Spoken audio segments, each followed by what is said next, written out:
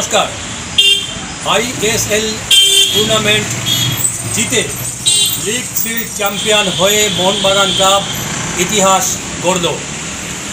मोहनबागानेर ऐतिहासिक जे निदर्शन एटा किन्तु आजकेर नय, सेई 1911 साल थेके शुरू धाराबाहिकभावे मोहनबागानेर इतिहास गড়ার निदर्शन किन्तु रयेछे।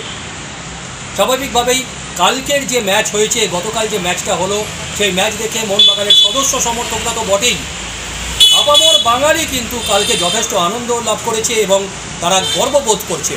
কালকে ম্যাচে তাদের প্রতিপক্ষ ছিল Mumbai City FC. Mumbai City এফসিকে ঘরের মাঠে কালকে পরাজিত করল মোহনবাগান সুপার জায়ান্ট ক্লাব। মোহনবাগানের পক্ষে গোল দুটি করেন লিস্টন কোলাসো এবং কামিন্স। যদিও দুটি গোলের ক্ষেত্রেই কিন্তু তার নাম হচ্ছে দিমিত্রি পেট্রাটোস। এই দিমিত্রি পেট্রাটোস কিন্তু ধারাবাহিকভাবে ভালো খেলছে এই বছরে।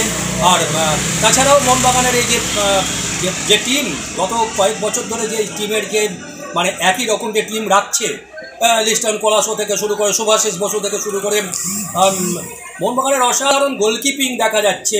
সব মিলিয়ে কি একটা ব্যালেন্স টিম হয়েছে, যে টিমের যে ধারাবাহিক সাফল্য, দু একটা যে ড্র বা পরাজয় ঘটনা ঘটেনি তা নয়, কিন্তু মোহনবাগান এই যে টোটাল এই টুর্নামেন্টের মধ্যে তারা তাদের এই ধারাবাহিকতা বজায় ছিল। কখনো কখনো দেখা গেছে যে আত্মতুষ্টিতে ভুগে তাদের ফল খারাপ হয়েছে কয়েকটা ম্যাচে, কিন্তু ওভারঅল বিচার করতে গেলে মোহনবাগান কিন্তু যথেষ্ট সারা জাগানোর মতো ফুটবল খেলেছে এই টুর্নামেন্টে এবং তার ফলস্বরূপ তারা এই টুর্নামেন্ট জয় করলো।